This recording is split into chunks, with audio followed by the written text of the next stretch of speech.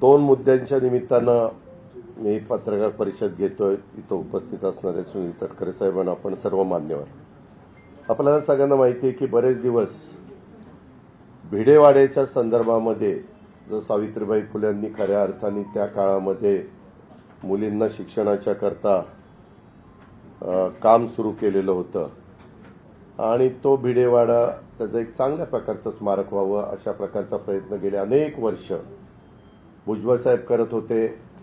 मी पण अनेकदा पुणे जिल्ह्याचा पालकमंत्री असताना मी माझ्या परीने प्रयत्न केला, पालकमंत्री नसतानाही प्रयत्न केला, परंतु तिथं आता काही दुकानं आहेत, काही इतर जणांचे व्यवसाय आहेत। आम्ही त्यांच्याशी चर्चा केली आणि त्यांना विनंती केली की आपण ह्याच्यातनं मार्ग काढू। हे अशा प्रकारची जी काही स्मारक असतात त्याला एक आगळं वेगळं महत्त्व असतं आणि त्याच्यात तुमचं आम्हाला नुकसान करायचं नाही, तुम्हाला पण योग्य पद्धतीचा मोबदला देण्याची राज्य सरकारची भूमिका आहे। परंतु काहींना पटलं नाही, काहींना पटलं, परंतु काही जण म्हणाले आम्हाला हे मान्य नाही, आमचं आहे तिथंच व्यवसाय आम्हाला सुरू ठेवायचे। आणि कोर्टामध्ये गेल्यानंतर काल नवरात्राच्या दिवशीच मुंबई उच्च न्यायालयाने तो ऐतिहासिक निकाल दिला आणि खऱ्या अर्थानं महिला शक्तीचा जागर घुमला असं म्हटलं तर काही चुकीचं ठरेल असं मला वाटत नाही। कारण हे सगळ्यामध्ये आम्ही सगळ्यांनी पुढाकार घेण्याचं कारण म्हणजे क्रांतीज्योती सावित्रीबाई फुले यांची मुलींची पहिली शाळा पुण्यातील भिडेवाडा इथे त्यांनी सुरू केली आणि त्याच वेळेस त्या जागेचे मालक तात्याराव भिडे हे होते आणि त्यांच्या नावावरूनच त्या शाळेला भिडे नाव पडलं आणि भिडेवाडा अशा पद्धतीने नाव पडलं। आणि पुणे महानगरपालिकेच्या मुख्य सभेमध्ये देखील हे राष्ट्रीय स्मारक घोषित करण्याचा ठराव 2008च्या स्थायी समितीच्या मीटिंगमध्ये मांडण्यात आला आणि या जागेचं भूसंपादन करण्याच्या करता पण मान्यता देण्यात आली। आणि त्याच्यानंतर गाळेधारकांनी मुंबई हायकोर्टामध्ये धाव घेतली आणि हायकोर्टाने 2015ला आणि 2018ला राज्य सरकारला पण आपली भूमिका मांडण्याच्या करता सांगितलं। राज्य सरकारनी पण वेळोवेळी जरी सरकार वेगवेगळी असली, बदलली गेलेली असली तरी भूमिका मात्र प्रत्येक सरकारने हीच ठेवली की ती जागा मिळाली पाहिजे आणि तिथं राष्ट्रीय दर्जाचं स्मारक झालं पाहिजे। आणि या याचिकेवर साल 2020 मध्ये शेवटची सुनावणी झाली आणि त्याच्यामध्ये देखील मला खूपदा भुजबळ साहेबांचा विशेष उल्लेख करावा असा वाटतो की त्यांनी इतका आग्रह, म्हणजे इतके ते आग्रही असायचे की अजित हे झालं पाहिजे, आपण सगळेजण तिथं असताना का होत नाही, कशात पण कमी, कुठं मांडायला आपण कमी पडतो। आणि त्याच्यामध्ये त्यांनी पण तो वाद त्यांच्या स्तरावर पण मिटवण्याचा प्रयत्न केला, परंतु नोव्हेंबर 2021 मध्ये त्या वाड्यातील दुकानदार आणि रहिवासी यांच्यासोबत मी पण बैठक घेतली होती, भुजबळ साहेब पण त्या बैठकीला होते, परंतु दुर्दैवाने यश मिळालं नाही।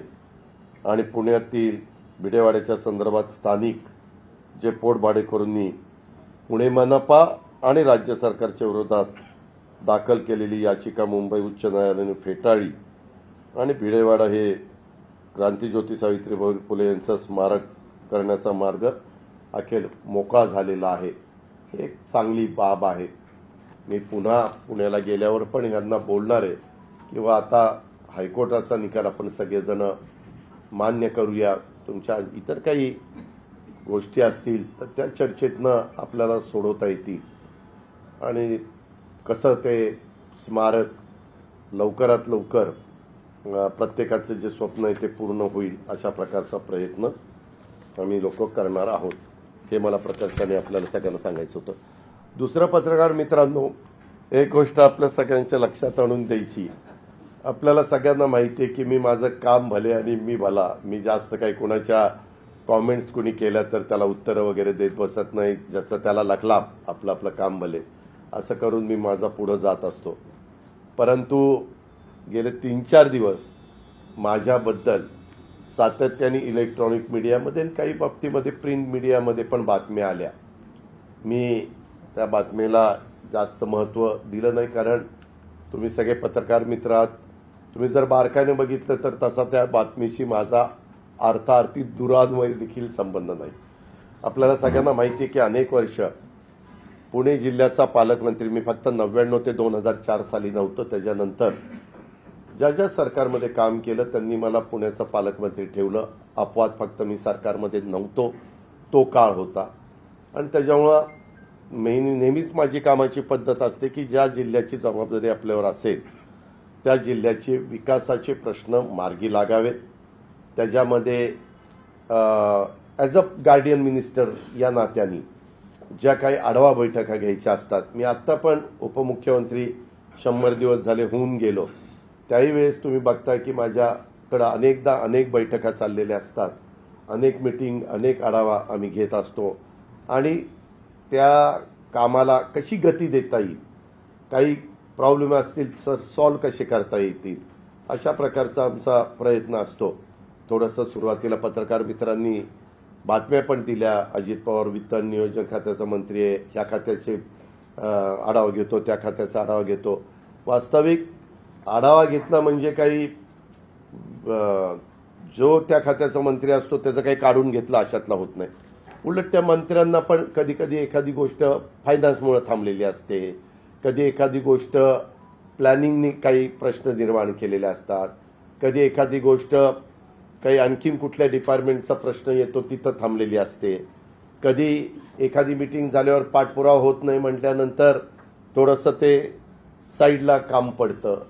असं होऊ नये म्हणून आम्ही ते आढावा घेत असतो. आणि तसं पुण्यामध्ये देखील मी नेहमीच आढावा घेतो. पुण्यातल्या पत्रकार मित्रांना माहिती आहे, पुणेकरांना पण सगळ्यांना माहिती आहे.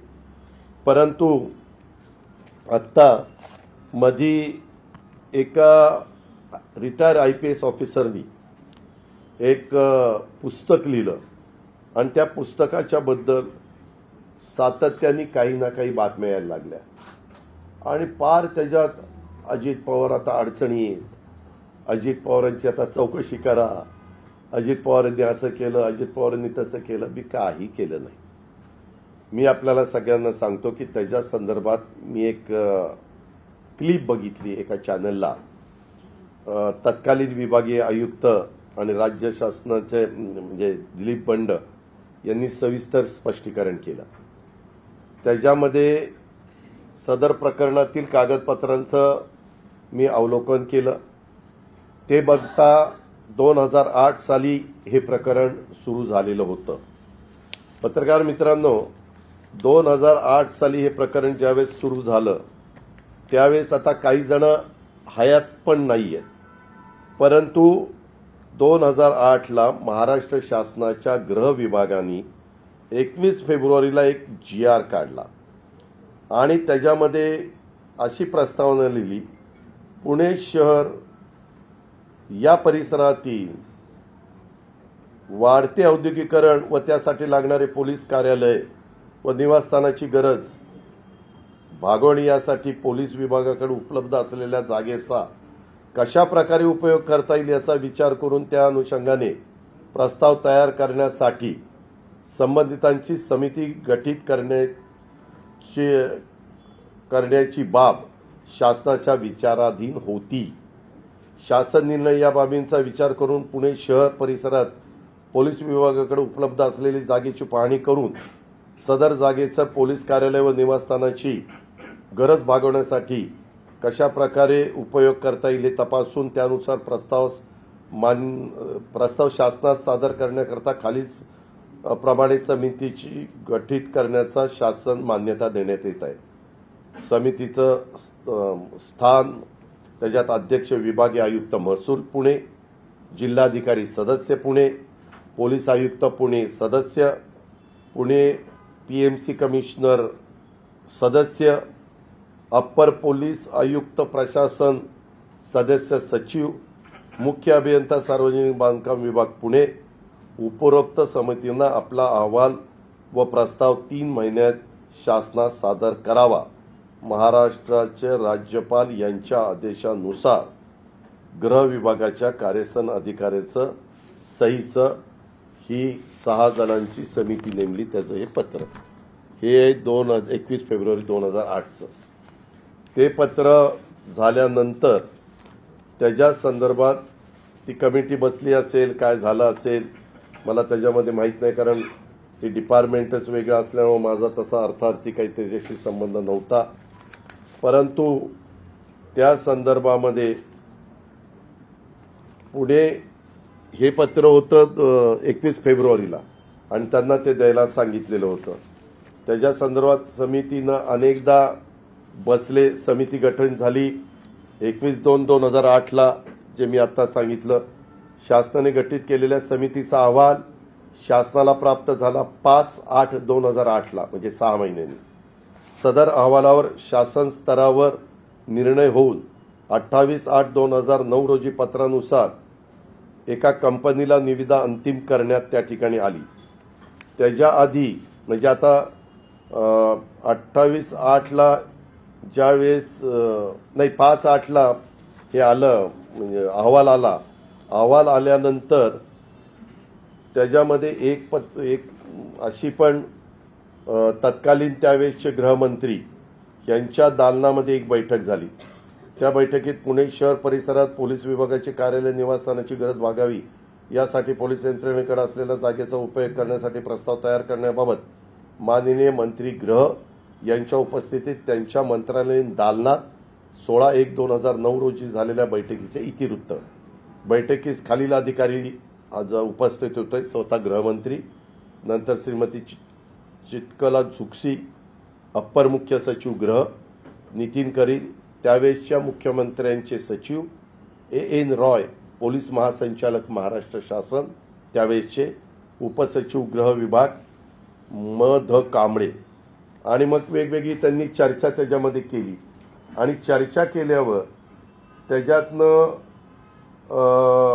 येरवडा पोलीस स्टेशन करता निविदा मागून बीओटी तत्वावर एक पथदर्शी प्रकल्प राबवण्याकरता प्रकल्पाचे आर्थिक विश्लेषण मुख्य अभियंता सार्वजनिक बांधकाम विभाग पुणे यांच्याकडून तयार करून घेण्याच्या सूचना विभागीय आयुक्तांनी दिल्याचे अप्पर मुख्य सचिव गृह यांनी मंत्री महोदयांना सांगितले.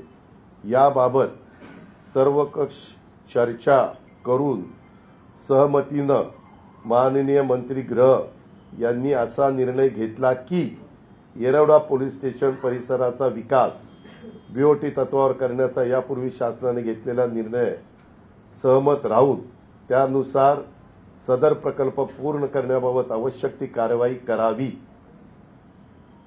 असे सूचित केले आणि उपस्थितांचे आभार मानून बैठक संपली. हे झालं जानेवारीमध्ये.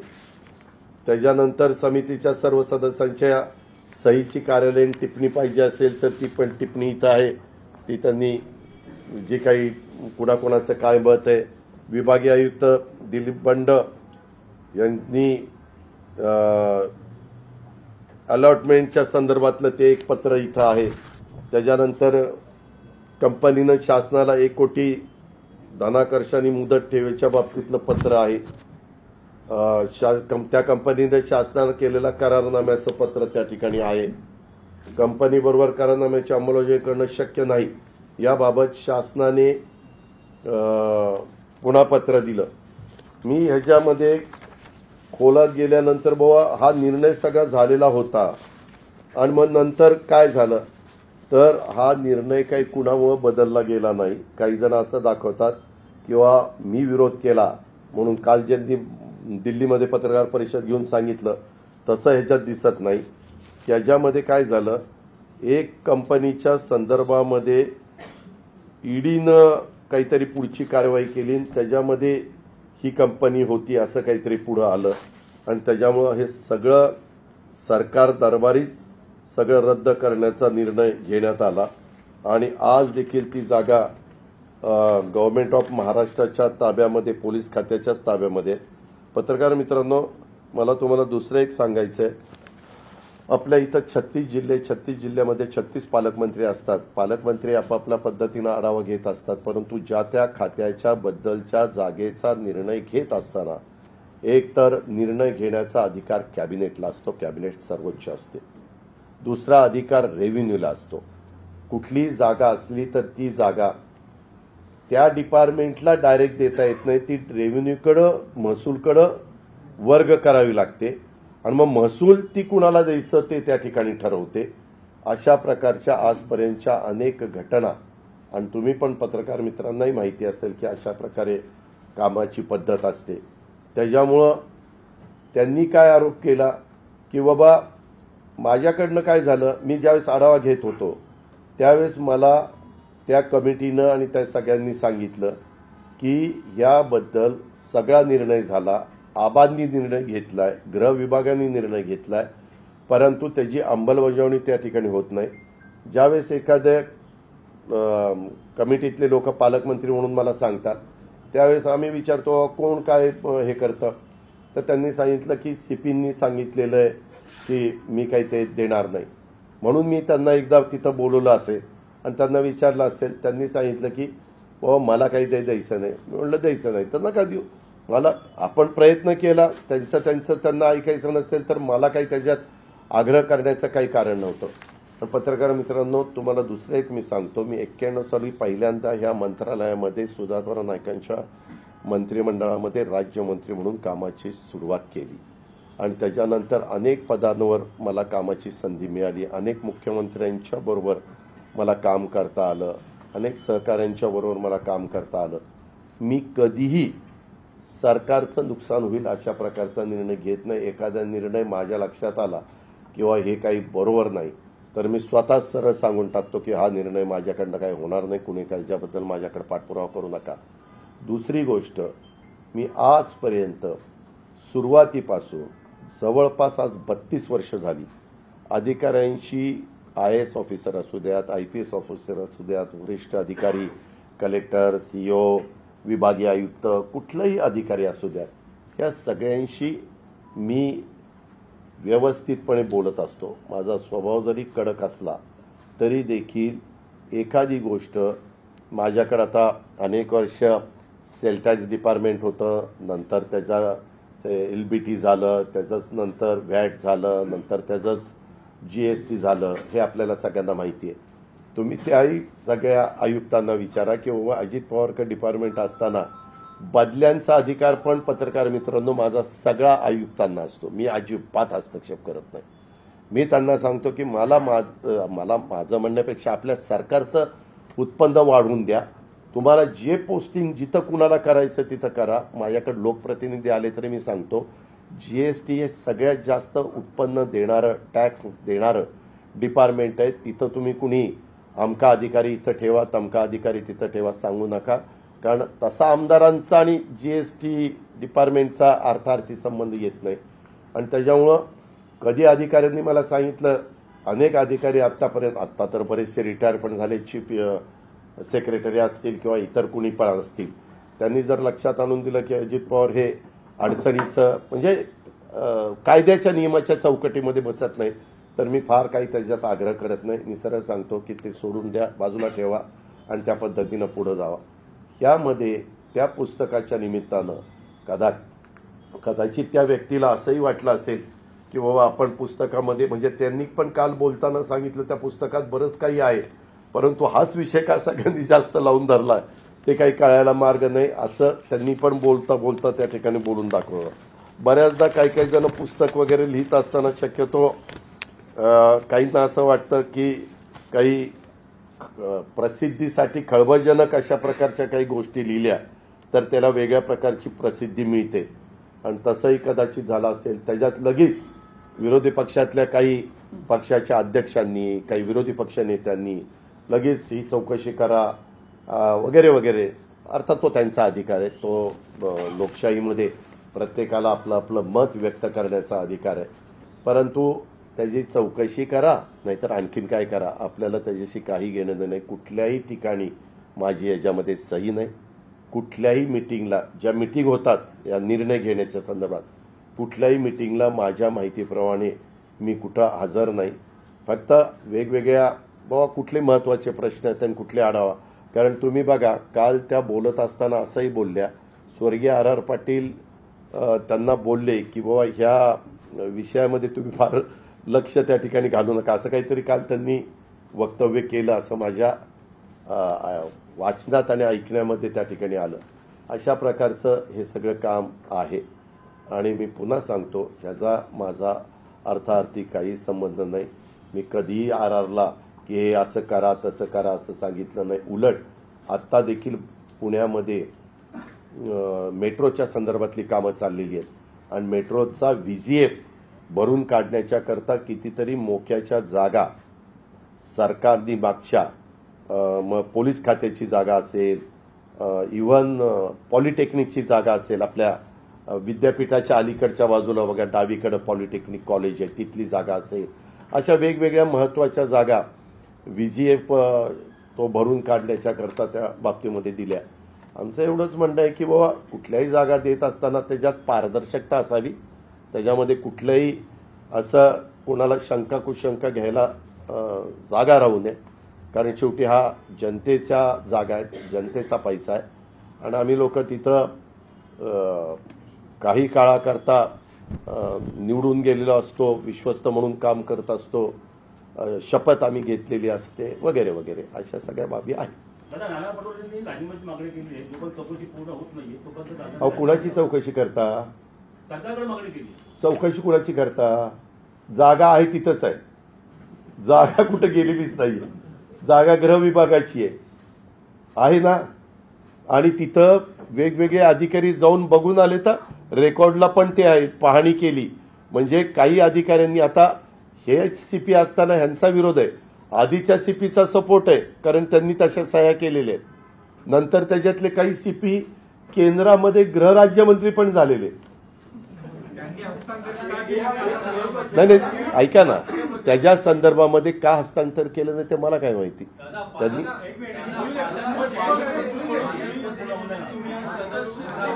एकाने विचारा,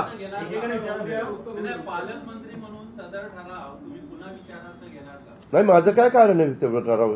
मी याच्यामध्ये कुठेही नव्हतो. गृह विभागाची जागा गृह विभागाने समिती केलेली होती, त्यांनी त्याच्यामध्ये GR काढलेला होता. माझा काहीच संबंध नाही. मला कशाला ती जागा कुणाला दुसऱ्याला द्यायला मी निघालो.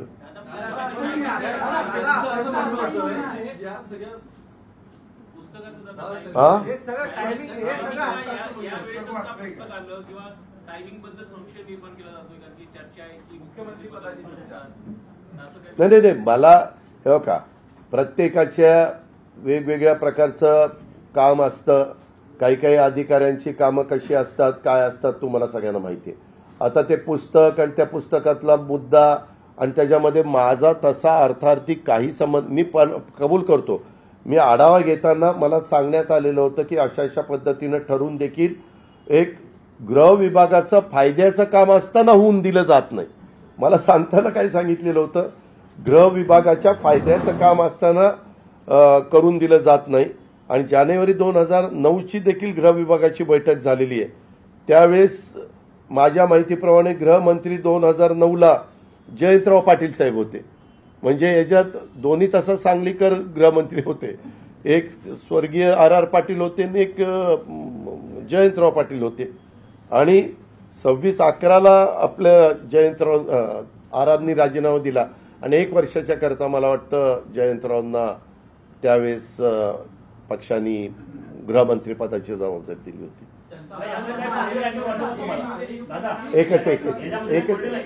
एकच मिनिट. त्यांचं असंही म्हणणं आहे की त्यावेळी माझी मुदतीपूर्वी बदली केली गेली, बिबीवाडीमध्ये त्याच महिन्यामध्ये काहीतरी हिंसक घटना घडली, त्याचं खापर पूर्णपणे तुम्ही माध्यमांशी बोलताना माझ्यावर फोडलं आणि त्यामुळे माझी मुदतीपूर्वीच बदली करण्यात. एक मिनिट, मी अशा बदल्या कोणाच्या करत नाही. माझ्या डिपार्टमेंटच्या बदल्या करण्याचा माझा अधिकार आहे. परंतु आता पण तुम्ही बघताय ज्या कोणी बदल्या आहेत तिथं ते सगळे मागच्या काळातच आलेले अधिकारी आहेत. आपण आपलं काम व्यवस्थितपणे केलं तर कुठलाही अधिकारी असेल तर त्याच्याकडनं आपण काम करून घेऊ शकतो. कारण आपल्याला वेडीवाकडी चुकीची कामच करायची नाही. आपल्याला कायद्याच्या नियमाच्या चौकटीमध्ये बसून जी कामं केली गेली पाहिजेत तीच झाली पाहिजेत, हाच आपला कटाक्षाने प्रयत्न असतो. आणि हे सगळं करत असताना पत्रकार मित्रांनो मी नेहमी सांगतो, ह्याच्यात राजकीय हस्तक्षेप आमचा कुणाचाही नसला पाहिजे. त्यांना त्याच्यामध्ये पूर्णपणे मुभा दिली पाहिजे. एखादी पालकमंत्री म्हणून तिथे प्रेशराईज करायचा प्रयत्न केला गेला का, हा त्यांचा मूळ आरोप होता. कारण या सगळ्यानंतर तुम्ही प्रेशराईज करत असल्यास त्यांचं म्हणणं आहे आणि या सगळ्यानंतर त्यांना शेवटी गृहमंत्र्यांकडे जावं लागलं, जे फायनली या सगळ्यावर कन्व्हिन्स झाले आणि म्हणून तो निर्णय नाही झाला. नाही मी तुम्हाला पुन्हा सांगतो, तुम्ही विभागीय आयुक्त वेगवेगळे आम्ही बसतो ना आढावा. आता मी परवा 2 दिवस पुण्याचा आढावा घेतला. वेगवेगळे प्रश्न, इतके पुण्यामध्ये प्रश्न असतात, मेट्रोचे प्रश्न असतात, महावितरणचे प्रश्न असतात, ट्रॅफिकचे प्रश्न असतात, तुम्ही कोयता गँगचे प्रश्न असतात, वेगवेगळे अनेक प्रश्न. ससूनच्या मध्ये तो काही प्रश्न निर्माण झालेले होते आणि त्या संदर्भात त्यांनी मला कुणी सांगितलं की वो अशा अशा प्रकारे आमची समिती नेमली, असं झालंय तसं झालंय आणि ती जागा आपल्याला गृह विभागाला चांगल्या प्रकारे घरं बांधून मिळत आहेत, क्वार्टर्स बांधून मिळत आहेत, त्यांची अवस्था अतिशय दयनीय आहे आणि कुठेही नुकसान नाही, उलट आहे ते फायद्याचंच आहे वगैरे वगैरे. तर मी म्हणलं मग कुणाचा विरोध आहे? तर ते म्हणले की वो आत्ताचे जे सीपी आहेत त्यांनी विरोध केलेला आहे. म्हणून म्हणलं त्यांना बोलवा. त्यांना विचारलं तर ते म्हणले नाही माझ्या बुद्धीला पटत नाही. म्हणलं पटत नाही तर राहू दे. त्याच्यावर ह्याच्यापेक्षा मी काय केलं? आत्ताच ही सगळी बातमी किंवा आत्ताच हे पुस्तक पुढे येणं, बातमी होणं, त्याची याचं हे जे टायमिंग आहे, कारण चर्चा हे काम पत्रकार मित्रांचं आहे. हेच टायमिंग गाठायचं कारण काय? मला काय करायचं? याच्यामध्ये जो बिल्डर इन्व्हॉल्व आहे, याच्यामध्ये जो बिल्डर इन्व्हॉल्व आहे, त्याच्यामुळे कॉन्ट्रोवर्सी झालेली आहे का? ईडी आणि सीबीआयच्या ज्या काही इन्क्वायरी? मला त्याच्याबद्दल काहीच माहित नाही, कारण ही केस कधीची 2008ची, आपण 2023ला 15 वर्ष झालेली आहे. 15 वर्ष काही साधा काळ नाहीये. त्याच्यामुळं त्या संदर्भात पेपर्स आहेत, सगळ्या काही गोष्टी आहेत. काही कुठल्या माहितीच्या अधिकारात तुम्ही पण माहिती मागितली तर कुठली माहिती झाकून राहणारी नाहीये. आणि त्याच्याबद्दल त्यावेळेस या कमिटीचे अध्यक्ष होते दिलीप बंड, त्यांनी पण प्रेस कॉन्फरन्स घेऊन काय सांगितलं, त्यांनी पण काय सांगितलं, ह्याच्यात अजित पवारांचा काही संबंध नाही.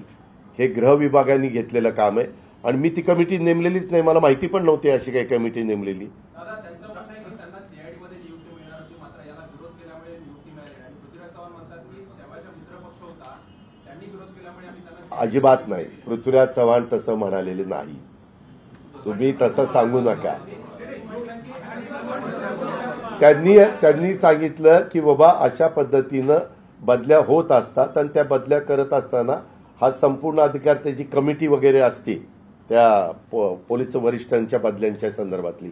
आणि तुम्हाला प्रत्येकाला माहिती आहे की कोण कशा कशा पद्धतीनं काम करतं. हे काही मग हे झालं होतं तर हे आत्ता काढायचं काय कारण होतं? मग ते तेव्हाच काय नाही काढलं?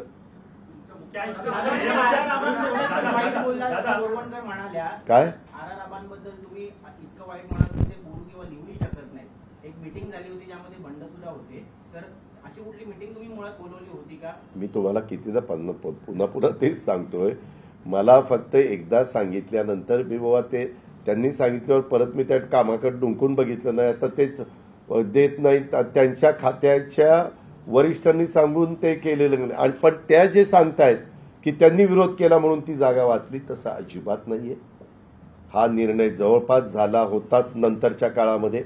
पण ईडीची ती इन्क्वायरी, ते 2G का काहीतरी ते प्रकरण होतं ना, हा स्कॅम, त्याच्यामध्ये ती कंपनी आली का असं काहीतरी झालं म्हणून ते थांबलं. दादा, तुम्ही म्हणता की तुम्हाला सांगण्यात आलं होतं की गृह विभागाच्या फायद्याचा होता, काम तरी पण झालं नाही, तर तुम्हाला हे कोणी सांगितलं?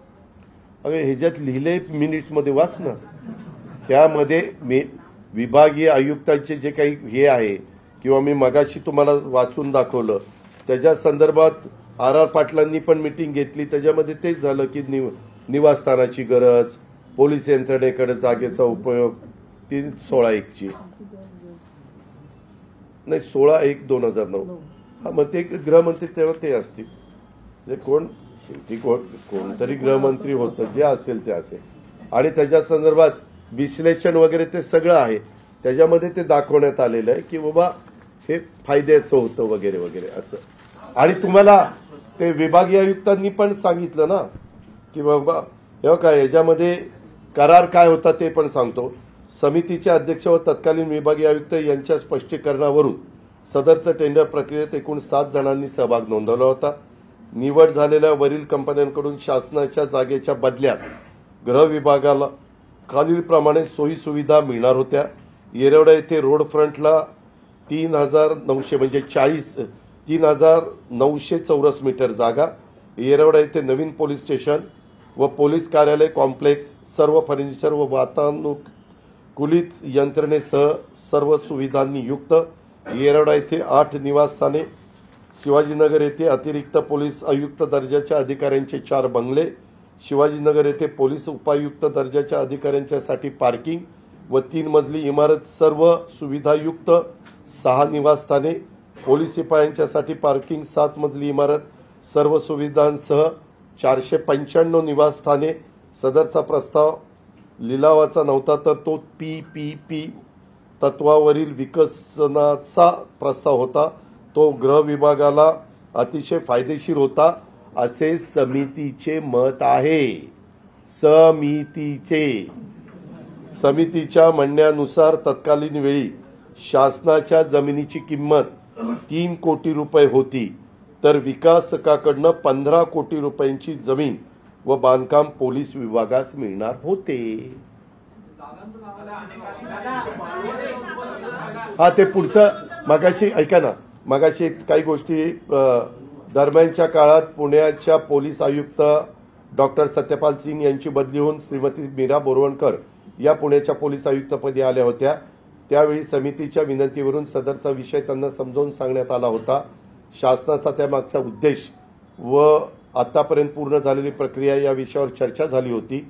प्रत्येक अधिकाऱ्याचा दृष्टिकोन वेगळा असू शकतो. डॉक्टर सत्यपाल सिंग यांनी आग्रहाने मंजूर केलेल्या प्रकल्पाला नंतर आलेल्या पोलीस आयुक्त श्रीमती मीरा बोरवणकर यांची सहमती नव्हती. सदर कंपनी माननीय उच्च न्यायालयात सुद्धा गेली होती. त्यावर उच्च न्यायालयाने 6 आठवड्यात निर्णय घेण्याचे कळवलेले होते. ते पण इथं आहे, उच्च न्यायालयाने कळवलेलं.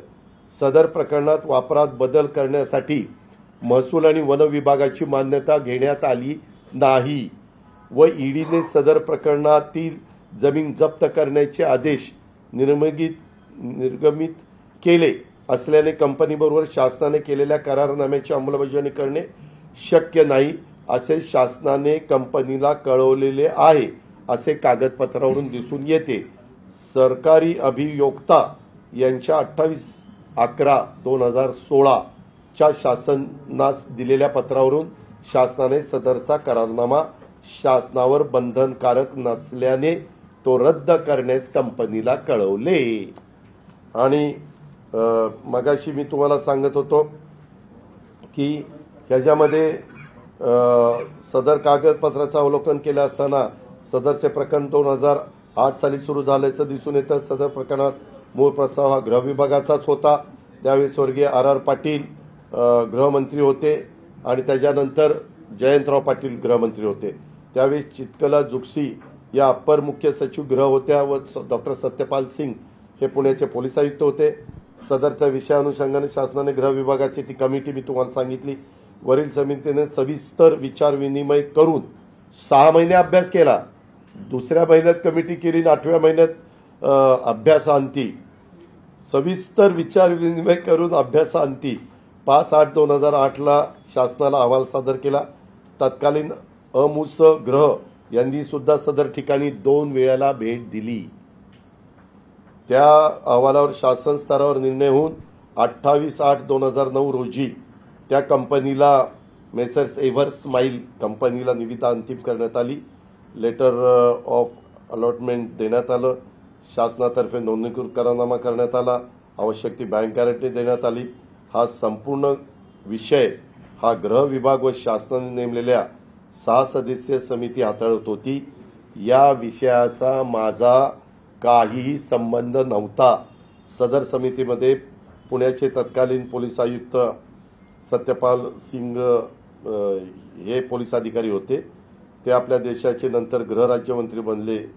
पोलीस विभागातील कर्मचाऱ्यांना अधिकाऱ्यांना जुन्या झालेल्या पोलीस स्टेशनचे प्रश्न वगैरे वगैरे पालकमंत्री या नात्याने विविध विकास कामाचा आढावा घेणे हे त्या पालकमंत्र्याचे काम असतं. सदर आढावा घेताना सदरचा विषय शासनाच्या मान्यतेनंतरही तसाच पडून असल्याने शासकीय समितीने माझ्या निदर्शनास आणून दिले आणि जागा हस्तांतरित झाली नाही असं सांगितलं. एवढ्या पुरताच माझा संबंध आला म्हणून ते प्रश्न विचारला, पण त्यांनी सांगितलं नाही तर नाही.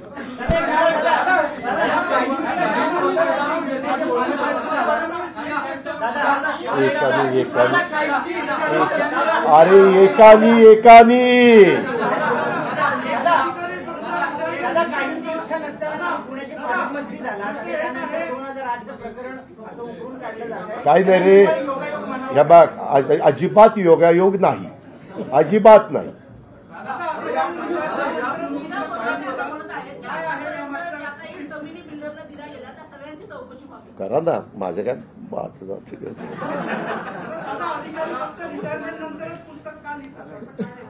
अहो मला तर एकाने माझ्या डोक्यात आज सांगितलं की IAS IPS ऑफिसर महत्वाचे अधिकारी रिटायर झाल्यानंतर अशा पद्धतीनं काही लिखाण करायचं म्हटलं तर त्याची पूर्व परवानगी घ्यावी लागते म्हणे. असं मला आत्ताच मी इकडे तुम्हाला भेटायला येत असताना सांगितलं. खरं खोटं देवाला माहिती.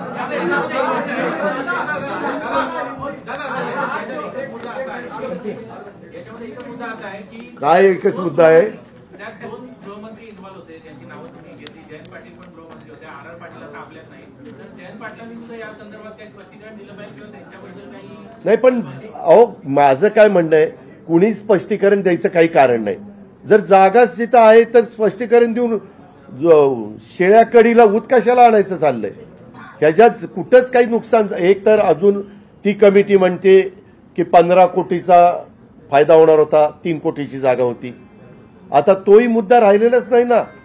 ह्याच्यात जर देऊन काही झालं असतं तर बाबा चौकशी करा, खरंच 15 कोटीचा फायदा झाला का, खरंच जागेची किंमत त्यावेळेस 3 कोटी होती का, रेडी रेकनरचा दर काय होता, हे करावं लागलं असतं. पण तसं काहीच झालेलं नाही ना. आपल्याला वेगळ्या बातम्या भरपूर आहेत, हे कशाला करायचं.